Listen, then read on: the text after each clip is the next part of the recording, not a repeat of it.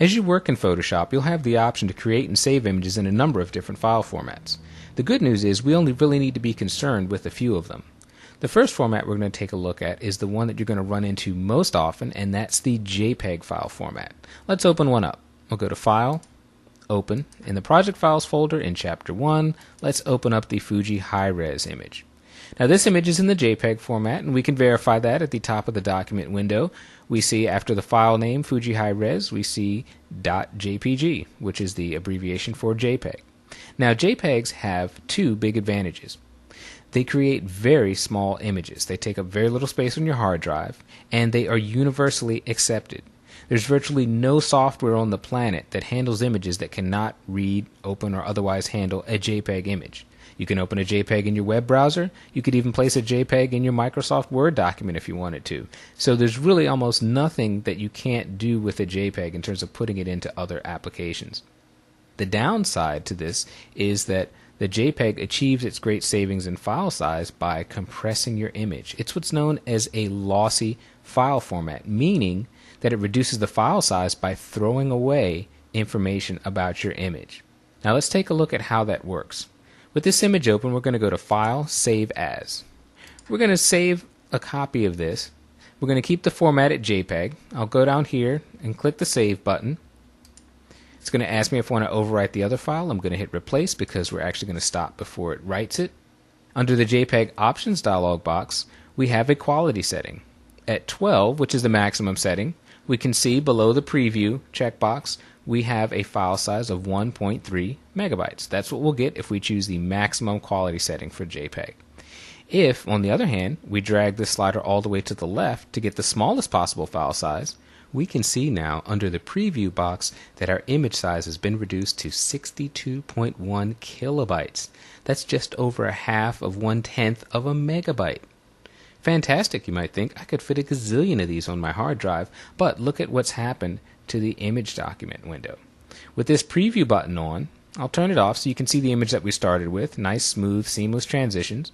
If I turn the preview on, you can see that our image now is completely wrecked. We've got very muddy waters. We've got skies that have blotches of cyan and magenta all through them, and it's just completely destroyed. So we've got a small file size, that's great, but we've wrecked the image quality. Now, of course, you can go somewhere in between these two extremes. You could move the quality settings somewhere more in the middle where you've got a decent file size, but you have an acceptably good preview of the image. But that's the delicate dance that you'll have with JPEGs. Either you get the smallest possible file size and the quality is bad, or you keep as much quality as you can, but you don't get as much savings in the file size reduction. Now let's just hit Cancel. Second file format we're going to talk about is a TIFF format. This is also very popular. Let's open up a TIFF. We'll go to File, Open. Again, in our Chapter 1 folder, let's select the file called TIFF.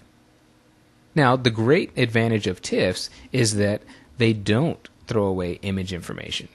You're not going to get a small file size like a JPEG, but you're not going to lose any image quality. TIFFs also have the advantage of being able to store dynamic information in your image, such as layer masks, adjustment layers, 16-bit files, all these fun, super cool things that we're going to cover in later chapters. Those can all be saved in the TIFF format. None of those things that I just mentioned can be saved in a JPEG format. So once you really start to work in Photoshop and do amazing things with layer masks and selections and adjustment layers, then you're going to be really looking at a TIFF file format. Let's see what happens if you go to create a TIFF or save a TIFF. We'll go to File, Save As. We're going to select this. We're going to keep the file format at TIFF. We'll hit the Save button, and like with JPEG, it's going to ask me if I want to overwrite the other file. I'm going to hit Replace because we're actually going to stop before it writes it.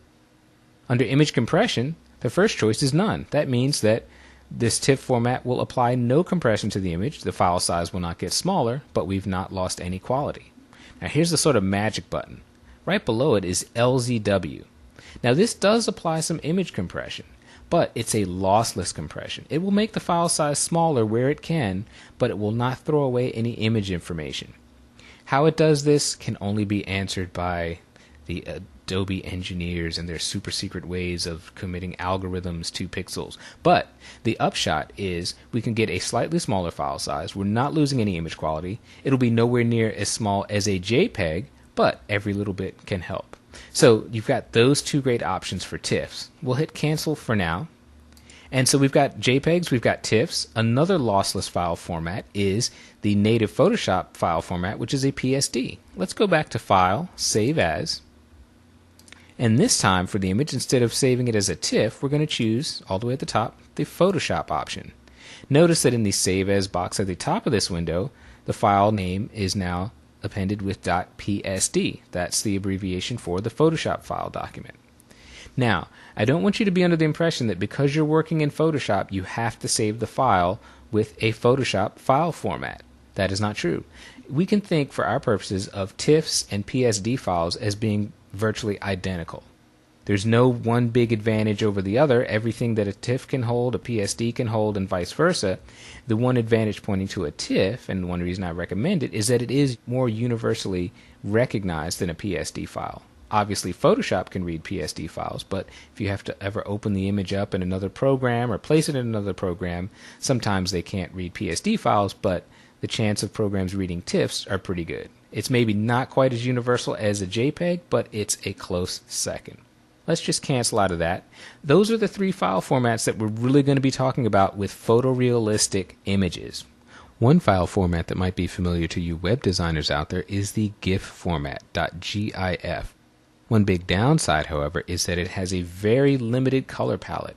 We talked in the first lesson about how images can hold millions of colors with all the permutations of red, green, and blue that each pixel can have.